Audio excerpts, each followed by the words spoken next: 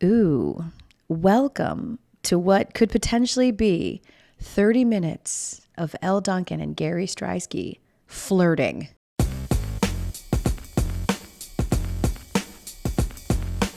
Depending on who you ask, Elle, that's 100% confirmed. Wait a minute. Welcome to the Elle Duncan Show with Gary Striewski. As we come to you from parts unknown, we'll get to that. Well, they had to separate us. There was just too much heat in the studio, too much chemistry, just too much eye gazing at each other. So Gary texts me today, and tell the people what you texted me, Gary Bear. All right, so I'm meeting. I land from Austin in Boston, and I'm meeting with my friend Dan. It's his birthday today, so we go out to brunch. Happy birthday, Dan! And as soon as we get to the coffee shop, he's like, "Hey, man, like don't tell him I told you anything, but I got a text after the last episode, and you're gonna know the guy. I'm not gonna tell you who it is, but he was like, dude, is Gary's girlfriend like, does she get jealous like over Gary and Elle like flirting all the time?" And I was like, tell me you're kidding. Like, tell me you're kidding. And he was dead. His name's Lee. And apparently Lee was going Inspector Gadget, but Lee didn't go Inspector Gadget enough to do the research to know, Elle, fill in the blanks here, that you look at me as a little brother. As a matter of fact, I'm going to give the crew the screenshots that hurt my feelings after I relayed this little nugget towards you guys. Well, let me just read exactly what the text messages was to the friends at home. Oh, yeah, I said, this is perfect. This is perfect. I said, we flirt? We flirt? That's like being accused of thinking that your cousin is hot. Which I was like, wow, Elle, first of all, that hurts. Second of all, damn, that still kind of hurts. It was a compliment. I called you hot, Gary. I just buried the lead in there. Gotcha. Let me be clear. Anytime a man and a woman, who I would like to believe are attractive people, get together and have a good time and laugh and smile and laugh at each other's jokes, people just automatically assume there's something deeper. Of course, your lovely girlfriend too, are we allowed to say her name? Of course, Abby's been. We used to work with Abby. I worked with Abby. Of course, I am of no threat to her. You are of no threat to Omar. Full stop, y'all. Shout out Listen, Omar. And here's all you need to know as we wrap up this particular topic and move on to stuff that matters.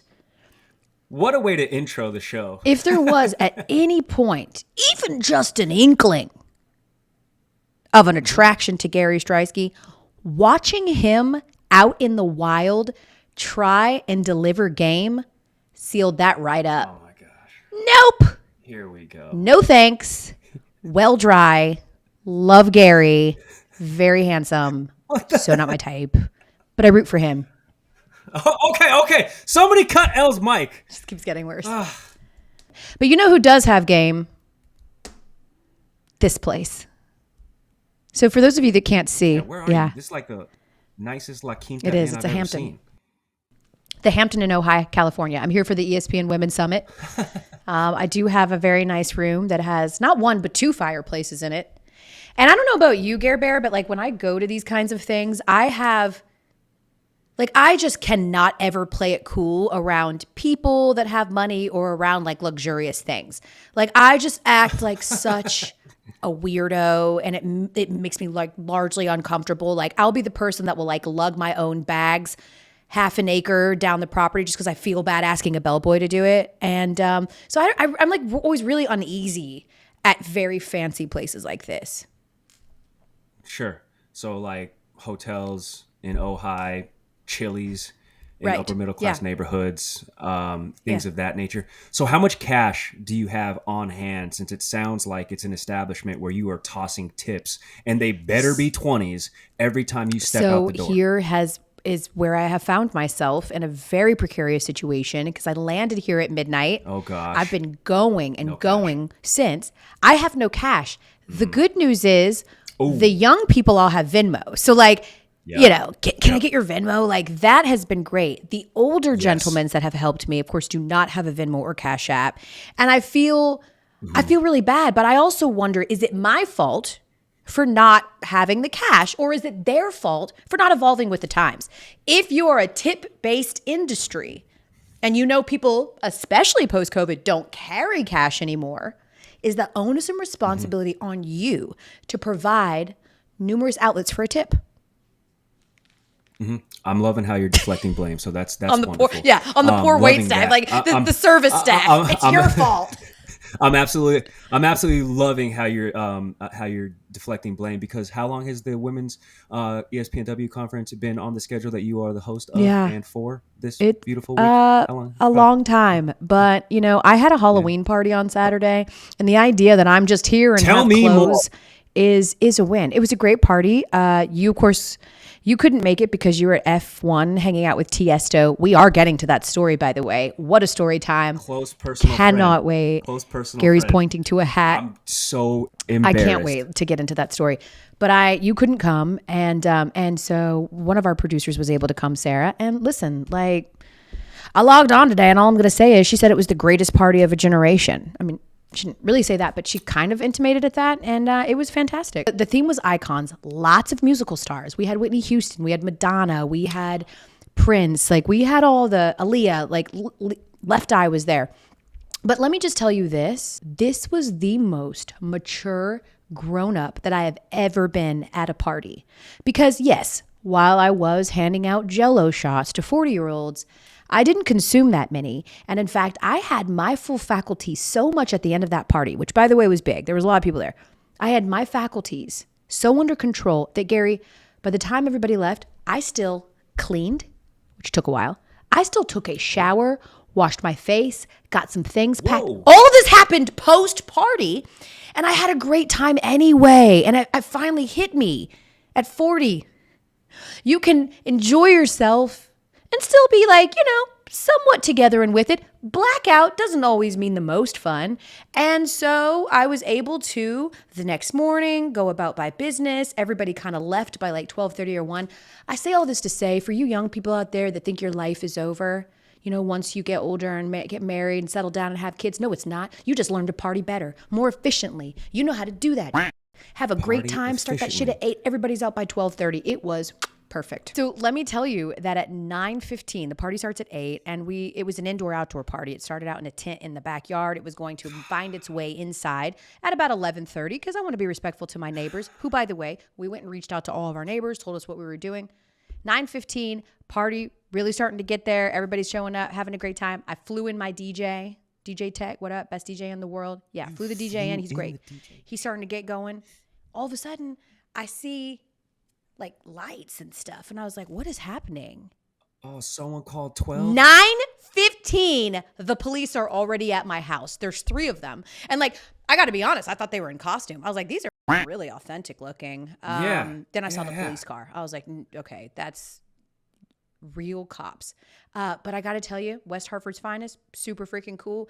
I was like, who's calling the cops at 9:15, sir? And they were like, it's a little loud. Maybe turn it down a touch. He's like, but honestly, we're not here to break up your party. You technically have until like 11:15 anyway. Noise ordinance.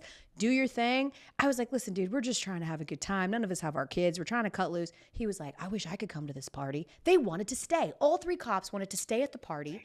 In fact, they told our guests that were walking up as they were leaving, hell of a party going on over there. Have fun. So that again is the next level of partying when you're a grown up. When you're young and you see those cop lights, you run. Everybody runs. It's a swap meet.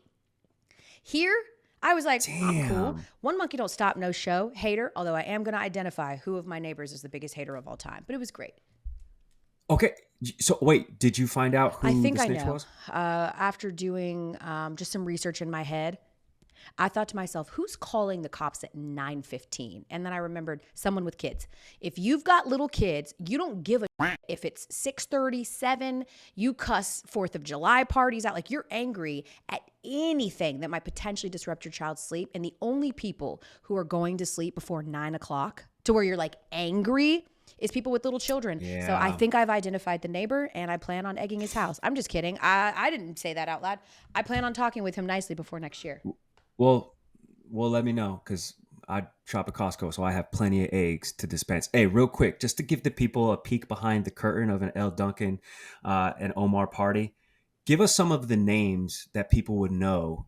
The Michael Leaves as Prince, I saw Aaron Dolan as a cat. Give us some names and what they were dressed up as, because me personally, I kind of want to know what the outfits were like. You said Madonna was there. You said Left Eye was there. You said Aaliyah was there a couple of times. I know you're going to be shocked by this, but two people. We had no lap over. Like nobody doubled up costumes, which I thought was really except here we go.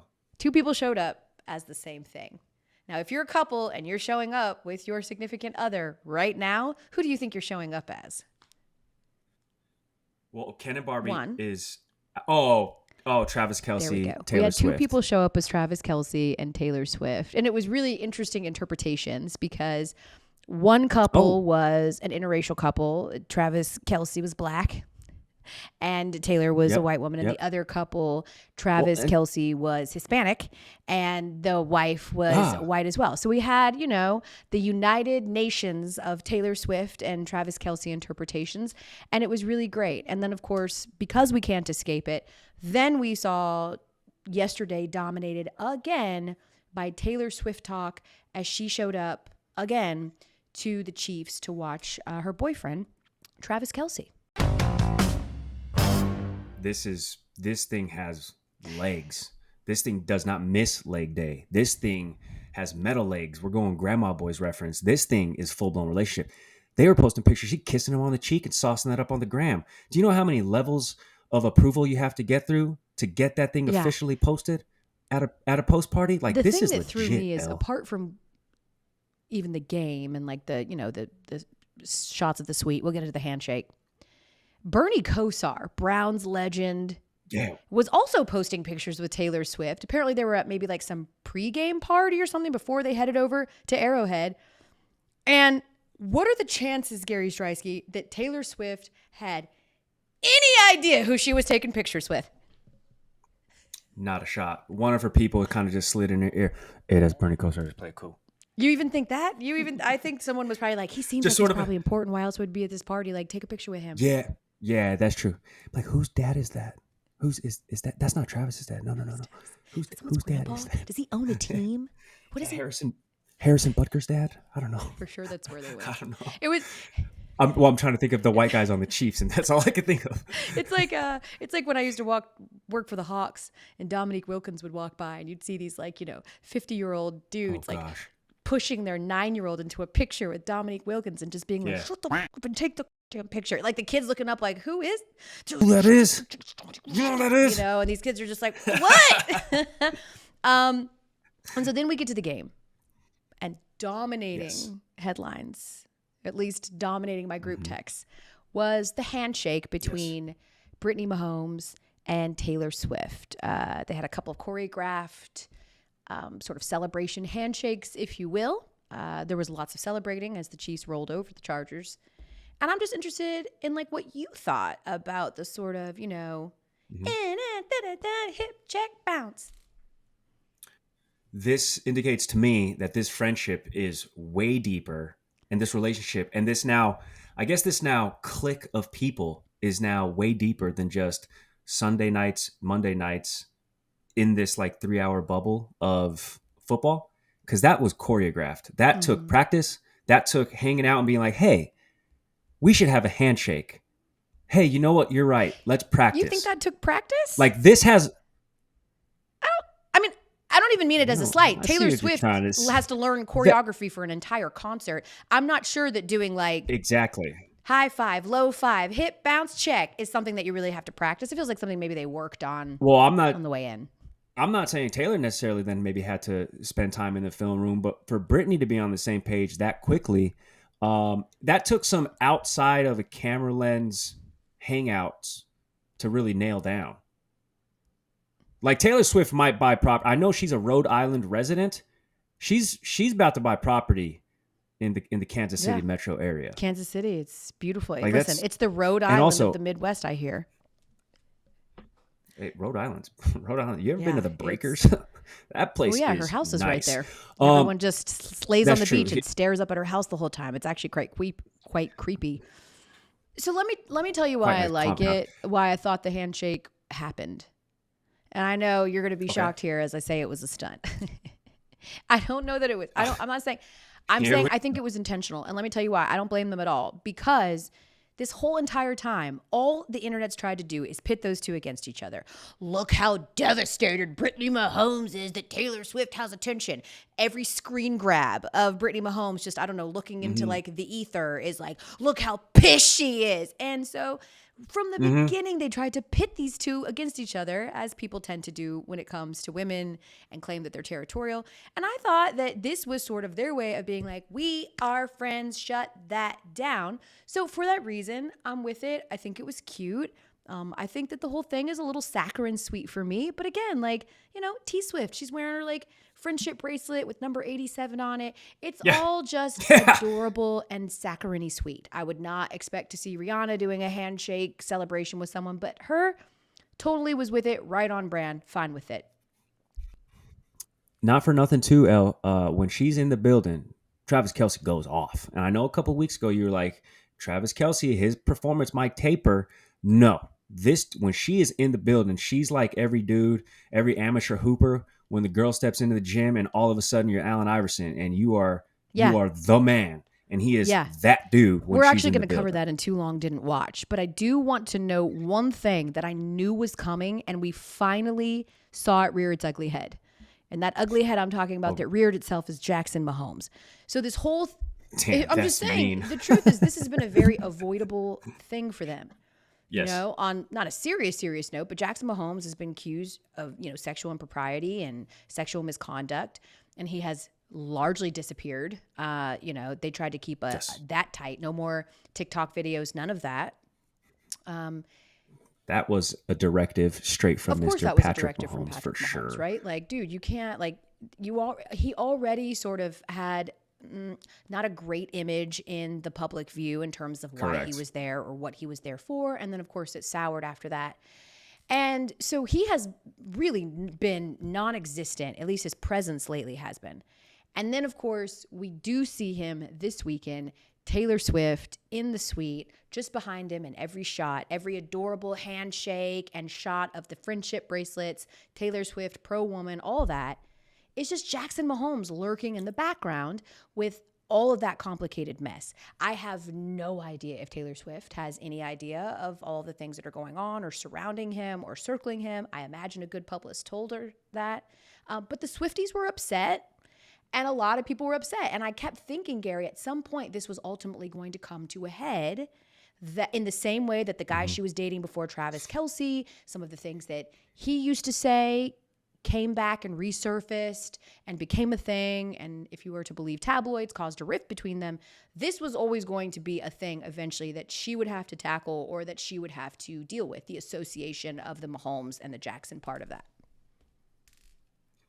The only thing I could think in my head when I was seeing Jackson Mahomes just kind of lingering over Taylor Swift was, did you have to?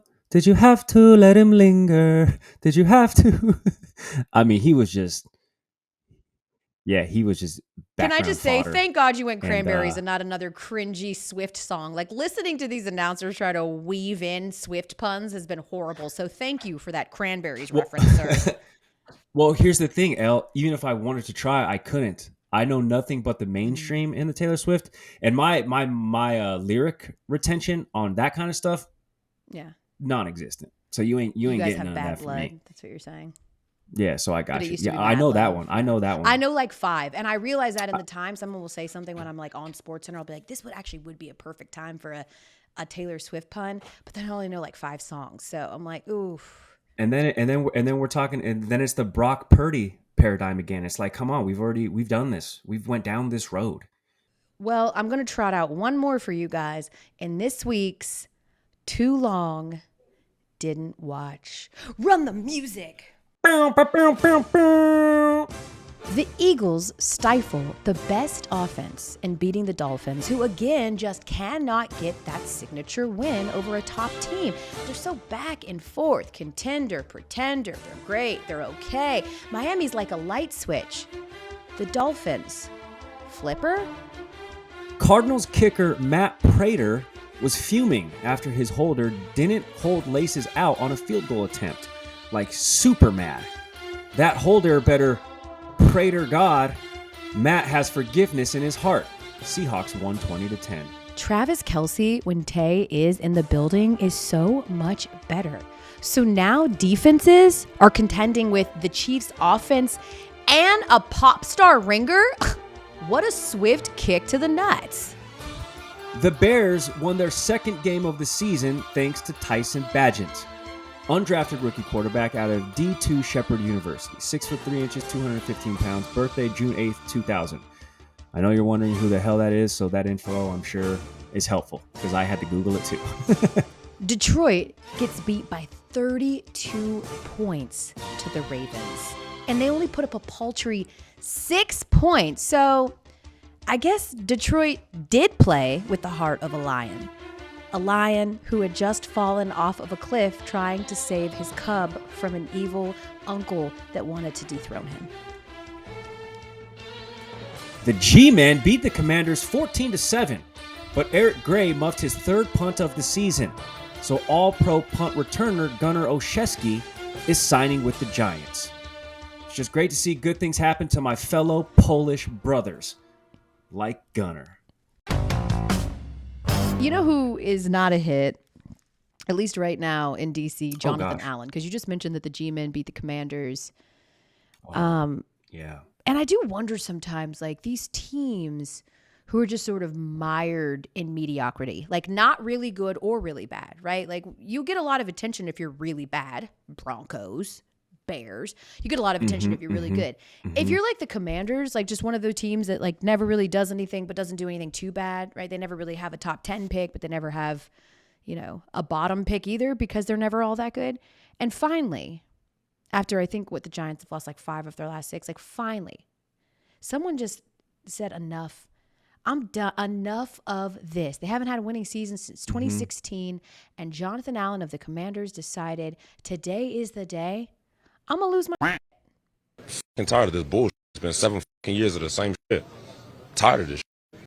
And I'm just wondering how relatable this is. Like he just it was the last straw that it's the Giants? Because again, if you're the Commanders, you've been losing a lot. Why was today the last straw? Like, why today of all days did he decide I'm going to read them the riot act?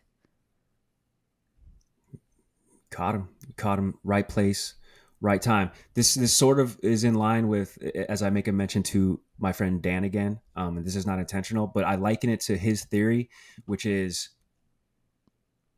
in any situation, there is an opportunity that exists in the universe if everything lines up perfectly, time, place, temperature, climate, words, chemistry, that you can land anybody of the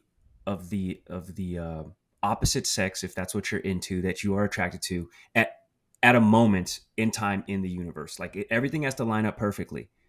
And this is just the flip side of that. Everything was just lined up perfectly. Jonathan Allen was ready to lose his shit, just lost. Mediocrity. It's a divisional opponent that he lost to. And my man had enough. We're almost to the halfway point of the season. So like all hope is gone. You know what I'm saying? This is one of those things, hey, we're in the film room and we're gonna bounce back. No. He's facing the reality. Have you ever done that? Like, have you ever just, because you're a really nice guy. Everybody knows that. Like, you're the nicest guy. And you probably have to strain your brain to even think of a time that you like lost your shit. But have you ever just projected on someone else? Like it's not just about the Giants. It's like just everything compounding and piling up so that you lost it on something seemingly very benign and simple. You're right. I do have to think about this because I'm pretty like anti-confrontational, but I think I do have a short fuse. So while I think of this, can I just sort of volley this back into your court? We have talked about how that is broadcasting 101. I don't have an answer, so let me pose the same exact question. Because I think I have one brewing in my head, but it's not like that cool of a story. Mine's not really either, but I definitely lost because it takes a lot to push me. I do not yell at people. I don't scream at people. I don't disrespect people that way. We will have a good come to Jesus meeting, but I'm not a yeller. That's just not really my style. But I definitely lost my on the phone with an insurance person before.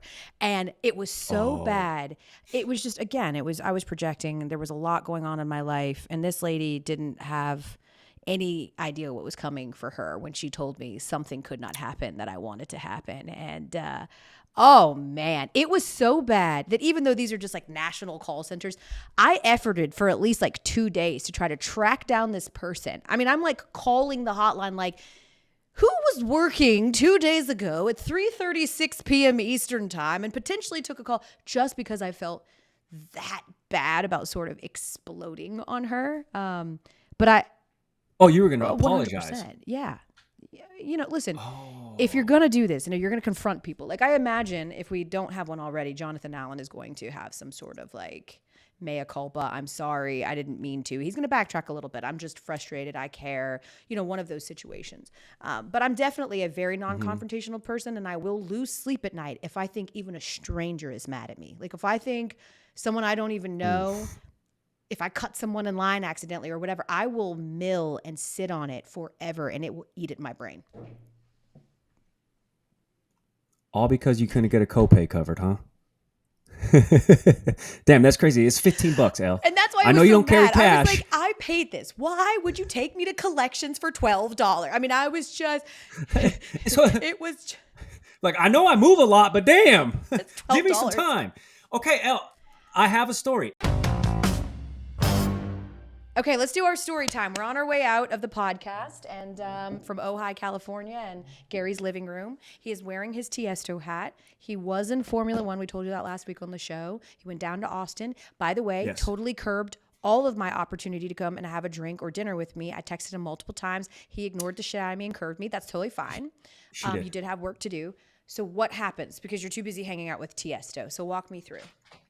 Well, okay, so here's a Tiesto close personal friend now, and turns out his wife is from Colorado, so we had that as like a mutual jumping off point when I met them backstage.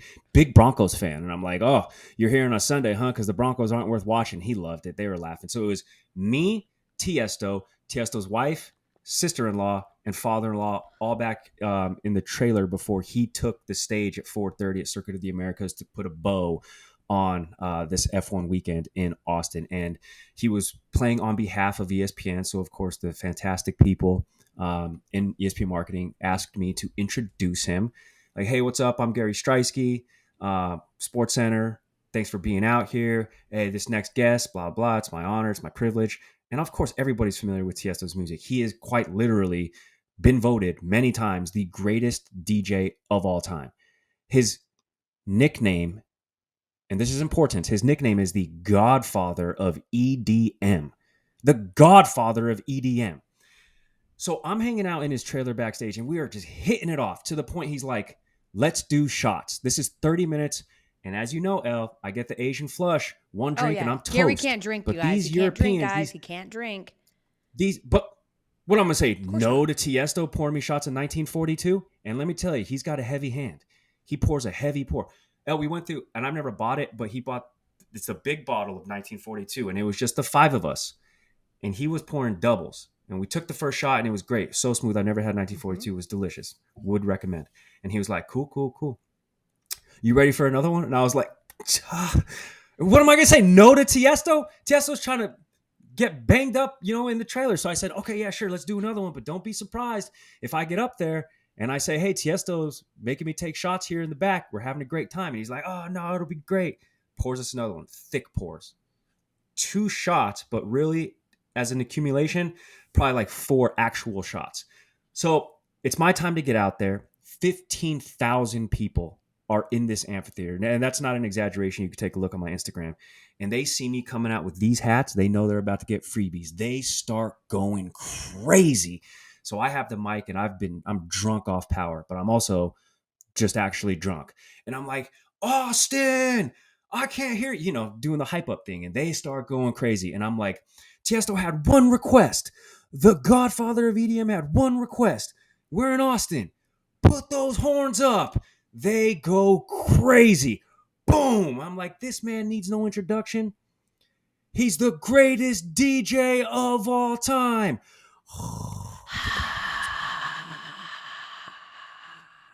And then, Elle, I have a brain fart. I completely blank. The 1942 is taking me back to 1942 when I wasn't alive. I'm like, you forgot his name. The grandfather of EDM, Tiesto. The grandfather of EDM. I called him the grandfather instead of the godfather of Stop it! No, Elle, you're not helping.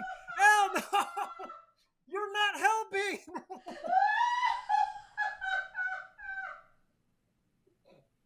Elle, you're not helping. You're not helping me. Crying and drooling. You called him the grandfather. You're not helping. I called him the grandfather of EDM. That's not funny. Oh my Whoa. God, you called him a grandfather. Stop it. Gary, Stop it. this is By the so way, much he's worse just a than you father. ever alluded to. You went on a stage and called stop. Tiesto the grandfather of EDM. And you're still Stop it, showing your no. face today? No, Elle. Okay, we can't air this podcast. Don't do it. No. Elle. So here's the thing. I didn't realize it at the time. The 1942 was coursing through the veins. And I'm like, Tiesto, they're ready for you. They go crazy again. And here he comes, passing me. And he goes, boom, we knuckle. And then I looked at his wife and his sister-in-law, her sister, and I was like, huh? And they're like, and I was like, no. And then once he started playing, I came to the realization, I think I just called him the grandfather of EDM. And I was out of there. But he posted me on his Instagram story today, so I think all is forgiven. But Tiesto, if you're listening, if you're watching, dude, I'm so sorry. I'm a massive fan of you, but I'm blaming you because it was the 1942. I know you are the godfather of EDM, but it was the Don Julio speaking. You literally called Tiesto, who is, how old is Tiesto? Okay. 53. So old enough to actually be a grandfather, but in an industry where you don't want to lean into your age. Like I imagine Tiesto does not lean into the fact that he's in his 50s. You want to appear young and youthful. And in front of everybody, you outed him as a grandpapa, as someone's poppy, as someone's gramps. You I think I did literally gave him his new title and role. I actually think you're just a forward thinker. You know? You can only be the godfather for so long. We've seen the movies. Those people get killed. But you know who is always protected and always loved? The grandfather. That's the way to... Thank you, Elle. You brought this one back because I was about to go just walk into traffic. Good. Go do that right now. We'll see you on the podcast next week.